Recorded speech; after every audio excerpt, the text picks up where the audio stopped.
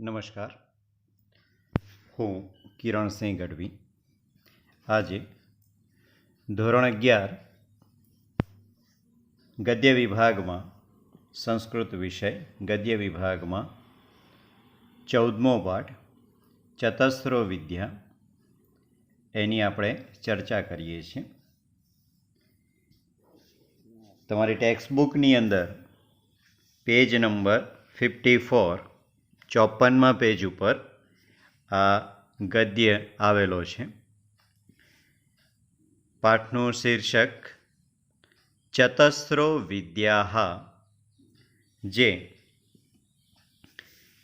કૌટિલ્ય રચિત છે.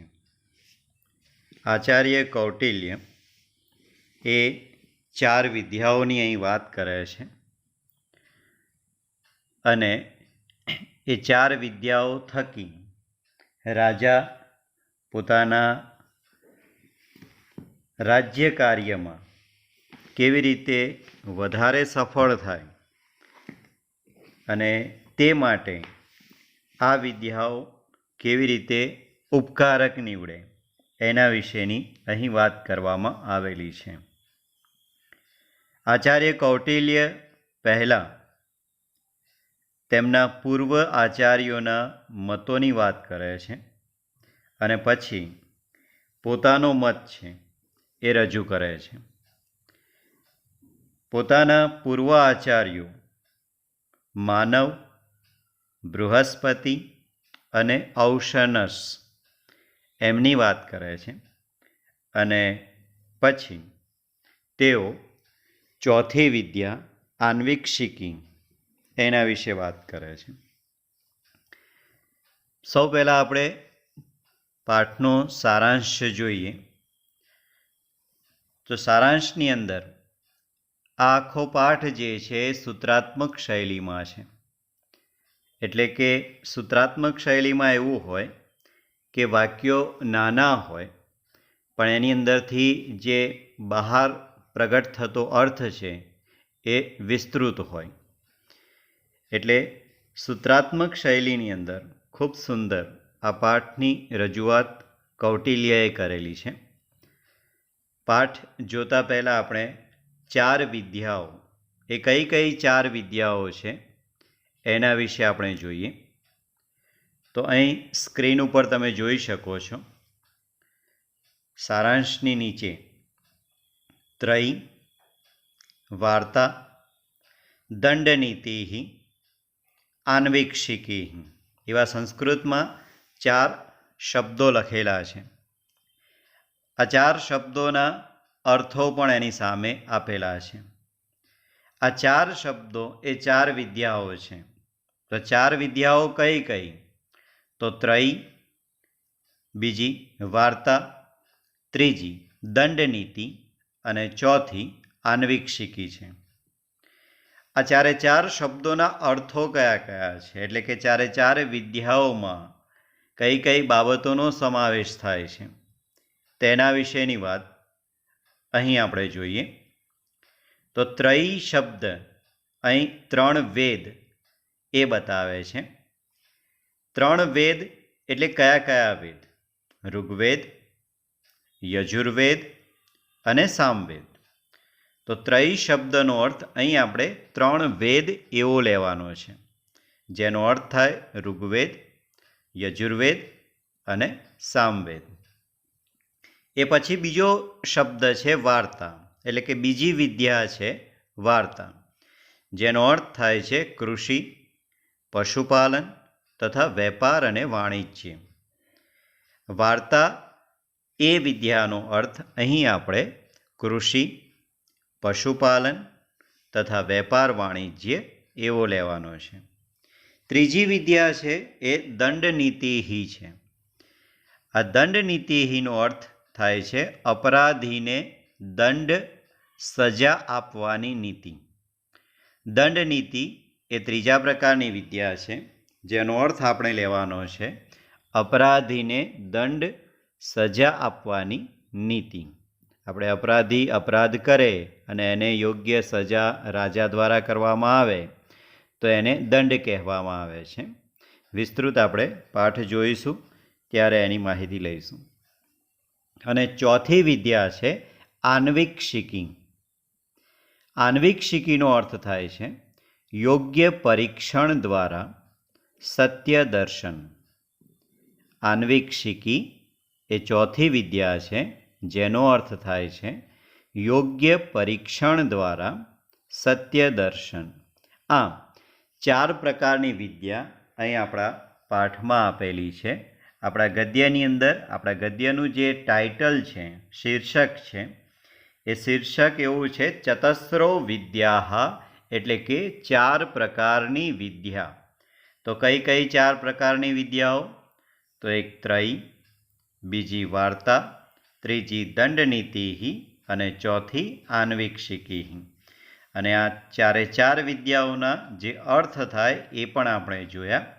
ત્રયી એટલે 3 વેદ, ઋગ્વેદ, યજુર્વેદ, સામવેદ. વાર્તા એટલે કૃષિ, પશુપાલન તથા વેપાર વાણિજ્ય.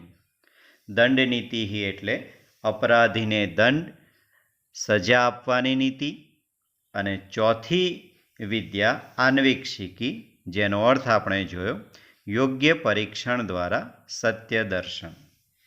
હવે કૌટિલ્ય આ 4 વિદ્યાઓની વાત કરતા પહેલાં એમના જે પૂર્વ આચાર્યો જે છે એ પૂર્વ આચાર્યો આ 4 વિદ્યાઓમાંથી કઈ કઈ વિદ્યાઓને માને છે, સ્વીકારે છે, તો એની વાત કરવામાં આવેલી છે કે એમના પૂર્વ આચાર્યો અને એમના અનુયાયીઓ એ કઈ કઈ વિદ્યાઓ જે છે એને સ્વીકારે છે અને માને છે એની વાત કરવામાં આવી છે.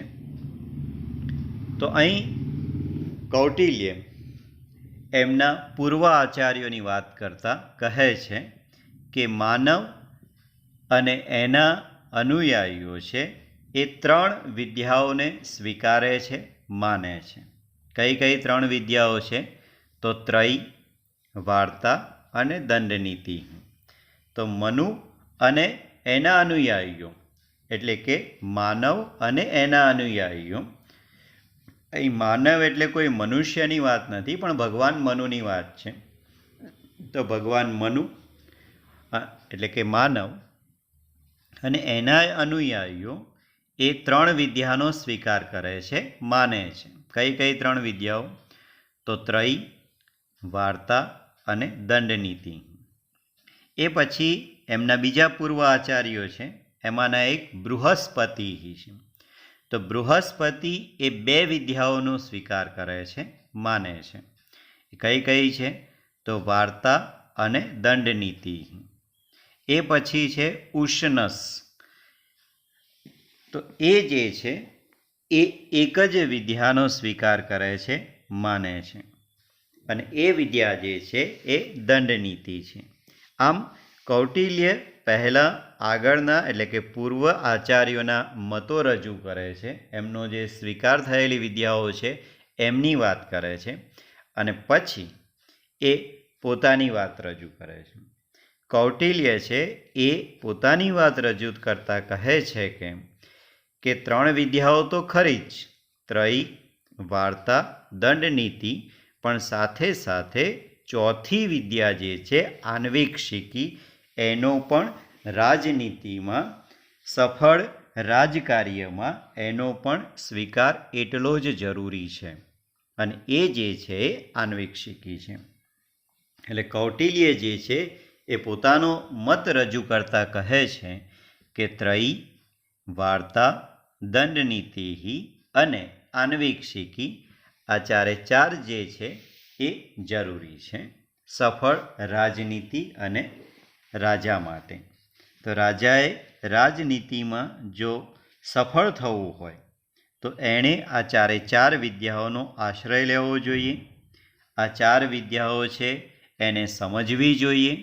આ 4 વિદ્યાઓ છે એનો ક્યારે પ્રયોગ કરવો જોઈએ અને શા માટે ઉપયોગ કરવો જોઈએ એ પણ રાજા માટે એટલું જ જરૂરી છે, એવું આપણા આ પાઠની અંદર અહીં કૌટિલ્ય સમજાવવા માગે છે.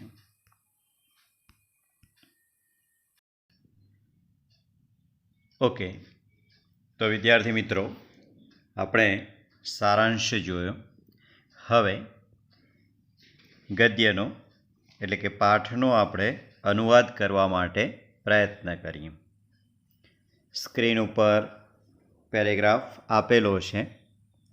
આપણે એક એક શબ્દ અને એનો અર્થ એનો અનુવાદ કરવા માટે પ્રયત્ન કરીએ. સૂત્રાત્મક શૈલીમાં છે પાઠ, એટલે એકના એક શબ્દો વારે ઘડીએ આવશે. જે શબ્દો તમને આવડતા હોય એ શબ્દો લખવાની જરૂર નથી. પહેલાં હું વાંચી જાઉં છું, પછી આપણે અનુવાદ કરીએ. પહેલું વાક્ય: ત્રયી વાર્તા દંડનીતિ ચ ઇતિ માનવાહ. હું દરેકે દરેક શબ્દો છૂટા પાડીને વાંચું છું. ત્રય, હવે આપણે સારાંશમાં બધા શબ્દો જોયેલા છે. ત્રયી શબ્દ, વાર્તા, દંડનીતિ, આ બધા શબ્દો જોયેલા છે. ત્રય એટલે 3 વેદ: ઋગ્વેદ, યજુર્વેદ અને સામવેદ. વાર્તા કૃષિ, પશુપાલન અને વેપાર વાણિજ્ય. દંડનીતિ એટલે અપરાધીને દંડ આપવાની નીતિ. ઇતિ એમ માનવાહ, માનવ એટલે કે મનુના મતનો સ્વીકાર કરનાર, એના અનુયાયીઓ, એના શિષ્યો એ માને છે. તો પહેલા વાક્યનો અનુવાદ આવો થશે: ત્રયી ઋગ્વેદ, યજુર્વેદ, સામવેદ. વાર્તા કૃષિ, પશુપાલન તથા વેપાર વાણિજ્ય. ચ અને દંડનીતિ અપરાધીને દંડ આપવાની નીતિ. ઇતિ એમ માનવાહ મનુ અને મનુના મતનો સ્વીકાર કરનાર અનુયાયીઓ માને છે. ક્લિયર? બીજું વાક્ય: વાર્તા દંડનીતિ ચ ઇતિ બાહસ્પત્ય. વાર્તા, હવે એ શબ્દો આપણે જોયેલા છે, એટલે વારે ઘડીએ એકનો એક શબ્દ એને ડિટેલમાં આપણે બોલતા નથી. વાર્તા દંડનીતિ ચ, વાર્તા અને દંડનીતિ. ઇતિ એમ બાહસ્પત્ય, બૃહસ્પતિ અને એના અનુયાયીઓ સ્વીકારે છે. એ પછીનું વાક્ય: દંડનીતિ એકા વિદ્યા ઇતિ ઔશનસાહ.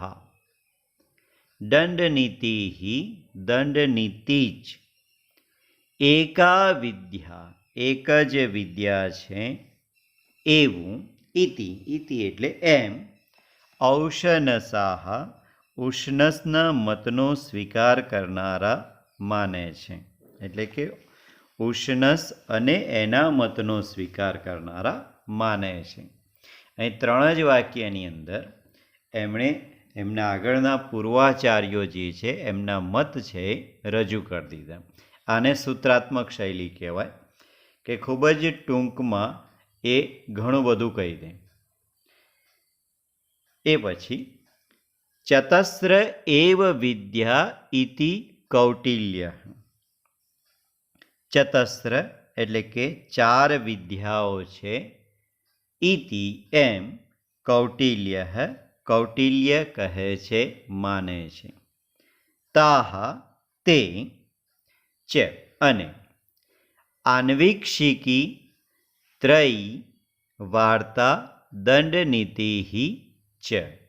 હવે કઈ 4 વિદ્યાઓ છે એની વાત કરે છે. આન્વીક્ષિકી, આન્વીક્ષિકી એટલે આપણે આગળ જોઈ ગયા સારાંશમાં, યોગ્ય પરીક્ષણ દ્વારા સત્ય દર્શન. આન્વીક્ષિકી.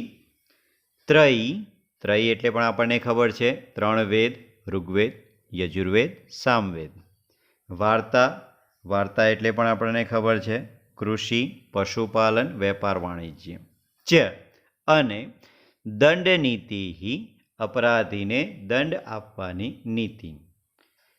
એટલે કૌટિલ્ય છે એ 4 વિદ્યાનો સ્વીકાર કરે છે. એ 4 વિદ્યાઓ કઈ કઈ છે એની અહીં વાત કરેલી છે. કઈ કઈ 4 વિદ્યાઓ? તો આન્વિક્ષિકી, ત્રયી, વાર્તા અને દંડનીતિ. હવે એ 4 વિદ્યાઓ જે છે એને સમજાવે છે. સૂત્રાત્મક શૈલીમાં છે એટલે શબ્દ અને વાક્યો ખૂબ જ નાના અને ટૂંકમાં હશે. આગળનું વાક્ય જોઈએ આપણે. સાંખ્યમ યોગો લોકાયતમ ચ ઇતિ આન્વિક્ષિકી. હવે આન્વિક્ષિકી એટલે આપણે આગળ એનો અર્થ એવો જોયો કે યોગ્ય પરીક્ષણ દ્વારા સત્ય દર્શન. પણ આન્વિક્ષિકીમાં કોનો સમાવેશ થાય? તો આન્વિક્ષિકીમાં કયા કયાનો સમાવેશ થાય તો એની વાત કરે છે. તો પહેલું છે સાંખ્ય યોગ. સાંખ્યમ એવું લખેલું છે. તો આચાર્ય કપિલ મુનિ જે છે એ દર્શનશાસ્ત્ર છે એમનું સાંખ્ય યોગ, તો એની વાત કરે છે. પછી છે યોગો. એ આચાર્ય પતંજલિ જે છે એમનો અષ્ટાંગ યોગ એ નામનો ગ્રંથ છે, દર્શનશાસ્ત્ર છે, એની વાત કરે છે. ચ અને લોકાયતમ એવો શબ્દ છે એટલે કે ન્યાયશાસ્ત્ર. ઇતિ આન્વિક્ષિકી, આ આન્વિક્ષિકી છે. આન્વિક્ષિકીનો આપણે પહેલા શબ્દ સમજ્યા કે યોગ્ય પરીક્ષણ દ્વારા સત્ય દર્શન. પણ યોગ્ય પરીક્ષણ એ કયા કયા આધારે કરવું તો એની વાત અહીં કહેવામાં આવી છે કે સાંખ્યમ એટલે કપિલ મુનિ દ્વારા રચાયેલું જે સાંખ્ય દર્શન છે તે, યોગો એટલે પતંજલિ મુનિ દ્વારા જે અષ્ટાંગ યોગનું દર્શનશાસ્ત્ર છે એ, અને ત્રીજું લોકાયતમ એટલે કે ન્યાયશાસ્ત્ર. આ બધું એ આન્વિક્ષિકી છે અહીં એમ કહે છે. આગળનું વાક્ય. ધર્મો ત્રયામ. ધર્મો ત્રયામ એટલે કે ધર્મ અને અધર્મ એ 3 વેદમાં છે. ઋગ્વેદ, યજુર્વેદ અને સામવેદ. આની અંદર ધર્મ અને અધર્મની વાત કરેલી છે. કર્તવ્ય અને અકર્તવ્યની વાત કરવામાં આવેલી છે. ઓકે. આગળનું વાક્ય. અર્થ અનર્થૌ વાર્તાયામ. અર્થ અને અનર્થની વાત એ કૃષિ, વેપાર, વાણિજ્ય વગેરેમાં કરવામાં આવેલી છે. યોગ્ય અને અયોગ્યનું ફળ એની વાત એ વાર્તા એટલે કે કૃષિ, વેપાર, વાણિજ્યમાં કરવામાં આવેલી છે. અને છેલ્લે વાત કરે છે નય અપનયૌ દંડ નિત્યામ. નય એટલે કે ન્યાય, અપનયૌ એટલે કે અન્યાય એની વાત દંડ નિત્યામ એટલે કે દંડનીતિમાં કરવામાં આવેલી છે. તો 4 શબ્દો અહીં ઉપર સમજાવ્યા કે આન્વિક્ષિકી એમાં કઈ કઈ વસ્તુ આવે તો સાંખ્ય યોગ આવે, અષ્ટાંગ યોગ આવે, ન્યાયશાસ્ત્ર આવે.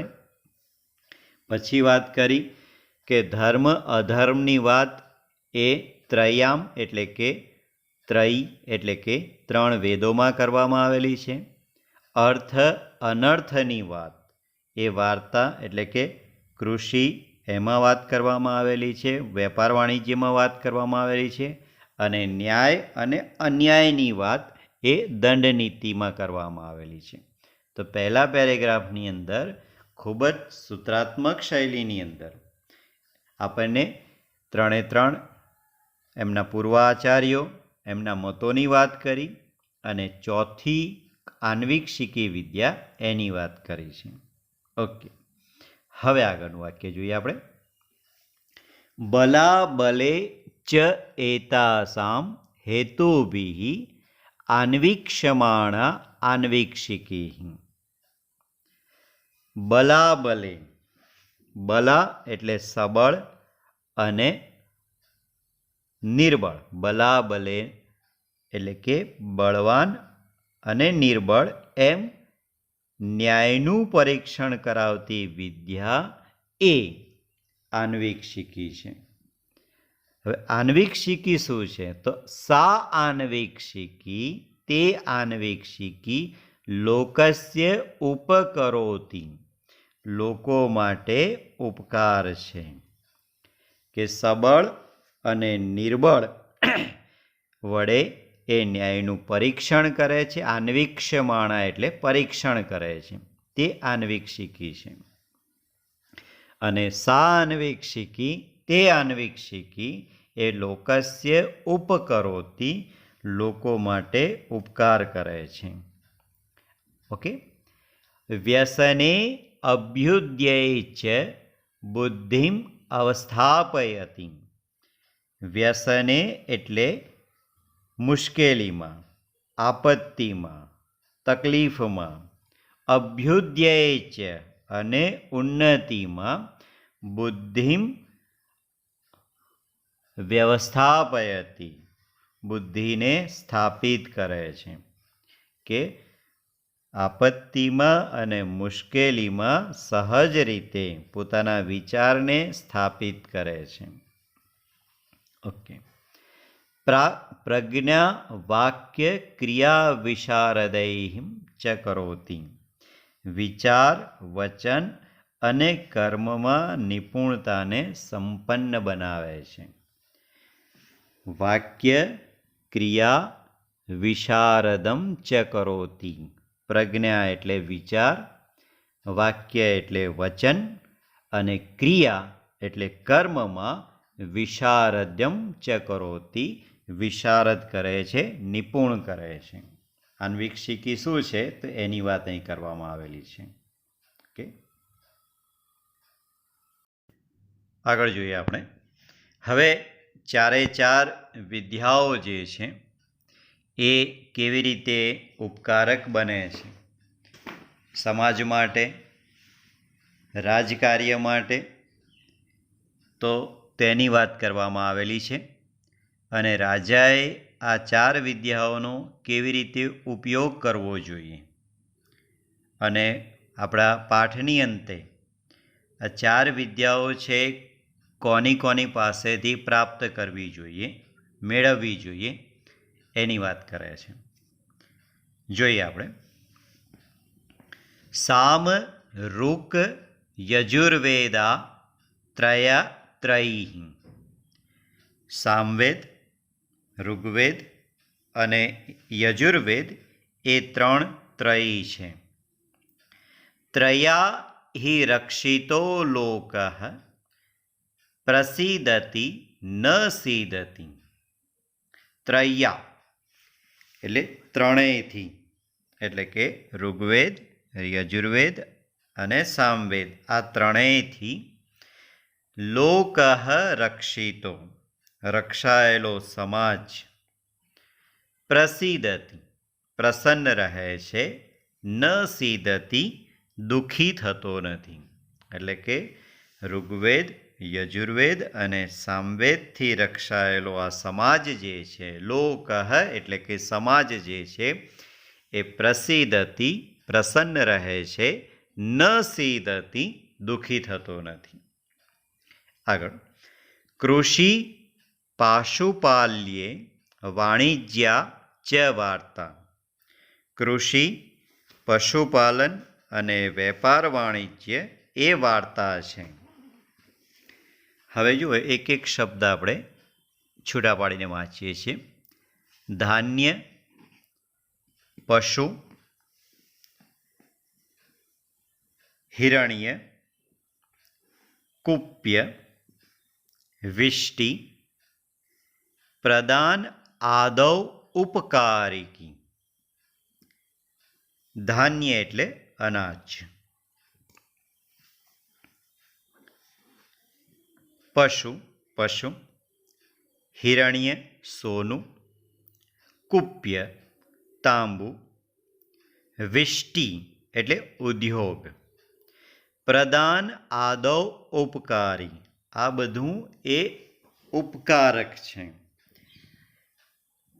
અનાજ, પશુ, સોનું, તાંબુ, વિષ્ટિ એટલે કે ઉદ્યોગ, વ્યવસાય, આ બધું એ ઉપકારક છે, સમાજને ઉપયોગી છે એમ કહે છે.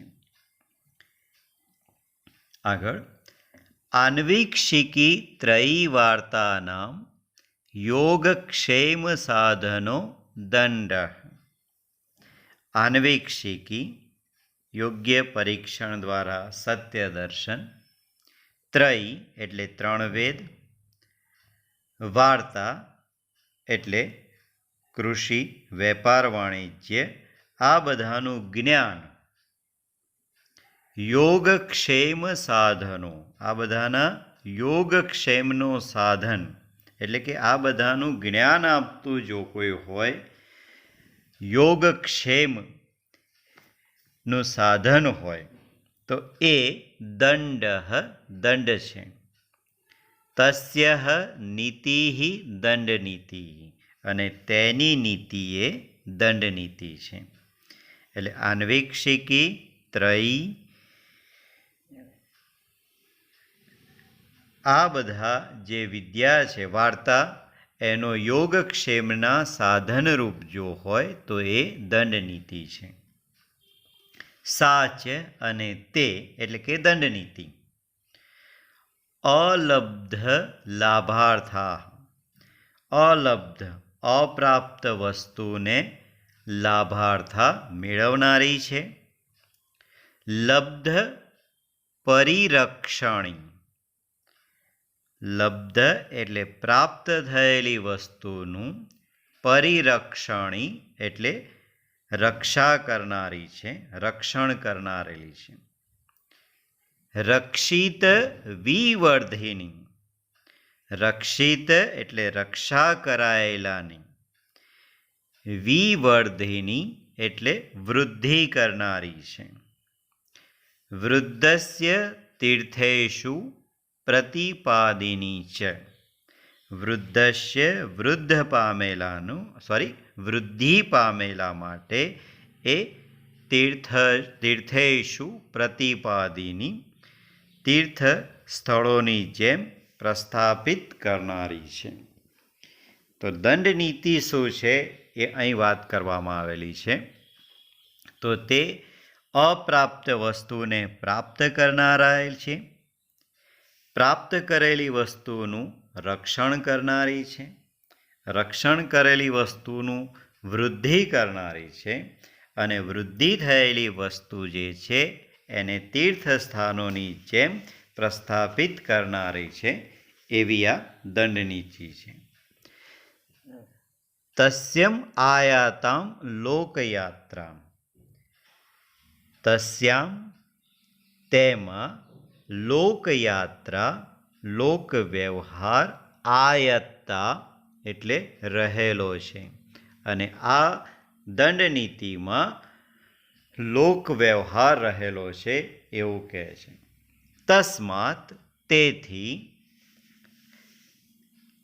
લોકયાત્રાર્થી રાજા, લોકવ્યવહારને સાચવનારા રાજાએ નિત્યમ હંમેશા, નિત્યમ હંમેશા દંડ ઉદ્યત સ્યાત, મળ્યા શબ્દો, દંડ ઉદ્યતમ સ્યાત, દંડ આપવા માટે તૈયાર રહેવું જોઈએ.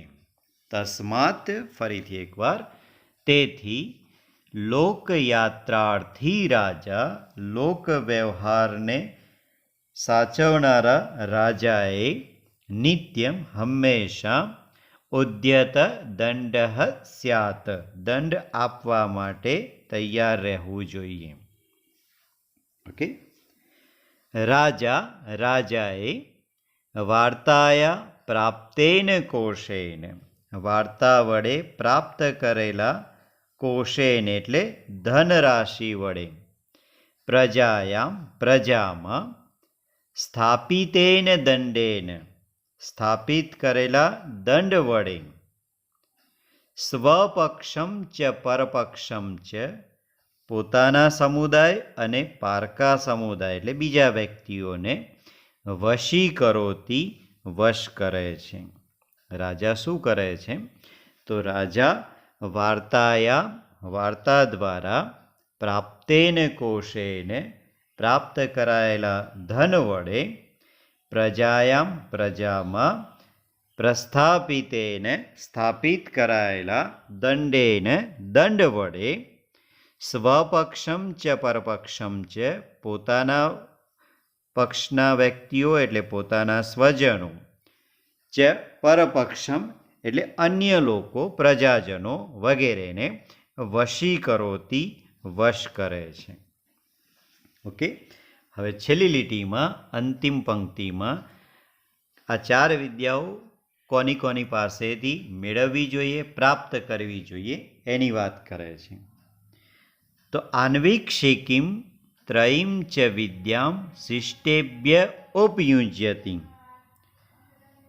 આન્વિક્ષિકી અને ત્રયી વિદ્યા એ શિષ્ટેભ્ય એટલે કે શિષ્ટ વ્યક્તિઓ, પ્રબુદ્ધ વ્યક્તિઓ, જ્ઞાની વ્યક્તિઓ પાસેથી ઉપયુજ્યતિ મેળવવી જોઈએ. વાર્તામ અધ્યક્ષેભ્ય ઉપયુજ્યતે.